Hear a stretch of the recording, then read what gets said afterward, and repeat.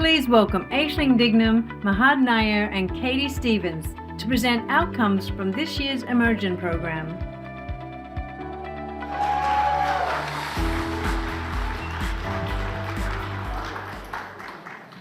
Aloha, everyone. We are the EMER-GEN Planning Committee, and we're going to be sharing to you how EMER-GEN went.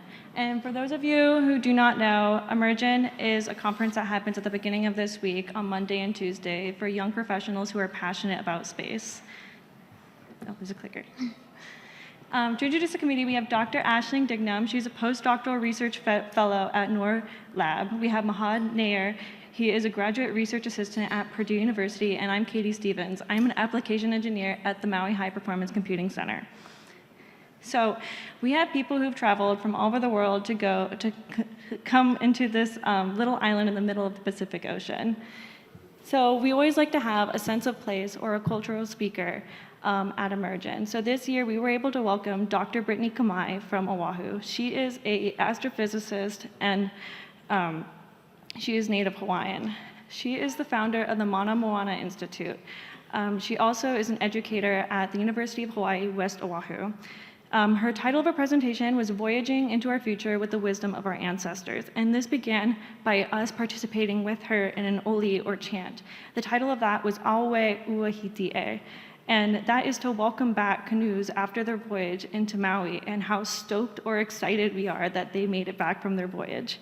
We also learned the history of Polynesian voyaging and the revival of it with the Hokulea canoe that sailed from Hawaii to Tahiti in 1976. And this really proved that we didn't get here by mistake and shows that we need to work hard to get to our next location. We all have a kulena or responsibility on this canoe and in our community. We also had Doug Lavero, who is president of Lavero Consulting, speak. He has been with EMER-GEN since its beginning, has spoken every year for the past 8 years. His presentation was titled, Does Space Need a Traffic Cop? And we began this with an exercise where we actually discovered that LEO orbit is more sparse with debris and satellites than we may think. And the problem actually stems from the uncertainty of the positions of satellites, and that increases the risk of collision. And sharing and collaborating information will really help as a solution, which is pretty difficult when people don't want to share information, which led into our policy game. So we had our policy game run by Tahara Dawkins and Diane Howard as well. She told us all about space law, space policy, set us all up to play the game titled Fuel, Fallout, and Fault Lines. So in our game, we had country A, B, and C. We had two companies, Asteron and Broadco, and we had our SSA provider, OrbitWatch. And in this game, we had Asteron go refuel Broadco's satellite, but then they experienced an anomaly, and they had to abort the mission and move to a safe orbit. So as country A, we asked our company, did anything happen? How's it going? And they told us everything's fine. And we were like, okay. And then country C came to us because their satellite was close by, and it was a weather satellite. And they were like, what happened? And we were like, we don't know. So then country B knew everything. Their company told them that something unusual happened. And then we went to OrbitWatch for extra information. They charged us $3 for information, which we thought was a bit much, but we paid for it. And then they were like, we'll release the data after 24 hours. And we were like, oh, we should have read the contract. So in total, they made $6, so it was very profitable business for them. So then we had to go to different teams and discuss. We tried to audit our company as well, and trying to share information, trying to share if there's an anomaly, do you class it as an anomaly if it was within your mission parameters to abort and move to a safe orbit? Technically, kind of no, depends on your definition. How are we licensing our satellites as well? Do they need to communicate that sort of anomaly to us as well? These were all questions that were raised throughout the game, and it's kind of an analog to like a realistic situation that could potentially happen. So then we also had our mentorship session. So we had 10 mentors, and we want to say a big thank you to all of them for coming and helping out. And it was great to see like the diverse experience everyone had, and we got to ask our questions in small groups to many different mentors. And most people said it was interesting to hear that we had mentors who jumped around different careers, or opportunities just appeared and they had prepared for all the opportunities. And we were all like, okay, we need to be ready to take an open door. So then we also had many webinars in preparation for this workshop. So we had preparation for the innovation challenge, and we have preparation for the policy game as well, to be ready and know all the space laws, which there are many, and know what's going on, and know how we can make the most of the experience. So now I'll pass over to Mahhad to talk about the innovation challenge. Thank you. I think my mic is working, right? Okay, so now I can walk around. All right. So Innovation Challenge is the game that we do on the second day of EMER-GEN. And it primarily invites all the participants to really start thinking outside the box and use their not only technical, but also policy and legal and business skill sets to develop a business case solution that actually creates value in the space domain.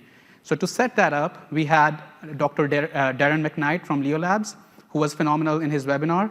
And then in the second webinar, we had a panel of 5 experts who talked about all the different areas: legal, policy, business, technical, and even in situ resource utilization.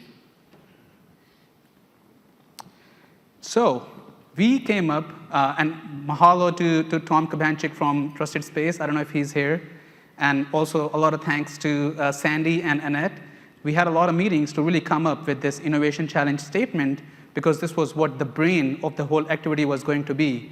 And I'm so happy to present this statement that you can all see, but the good thing about this statement is it is autonomous. It's not a function of time.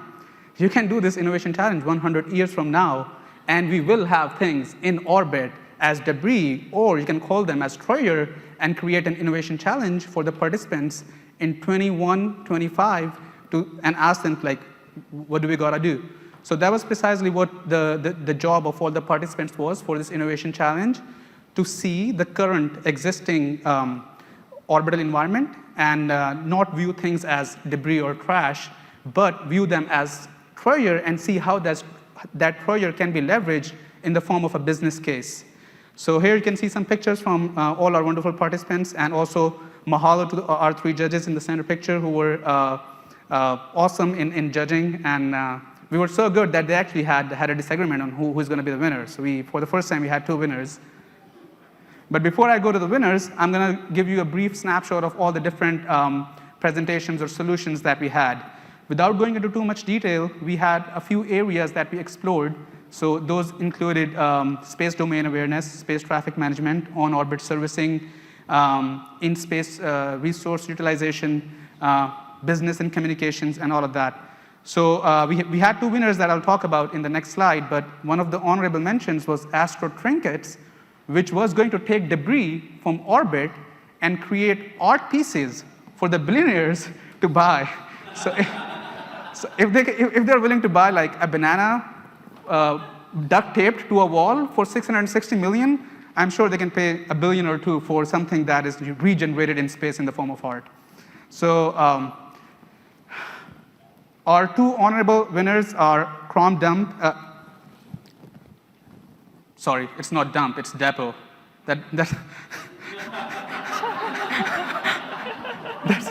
That's a typo. It was Chrome Depot and refueling simplified. That's totally on me. I was the one who typed it, so my bad.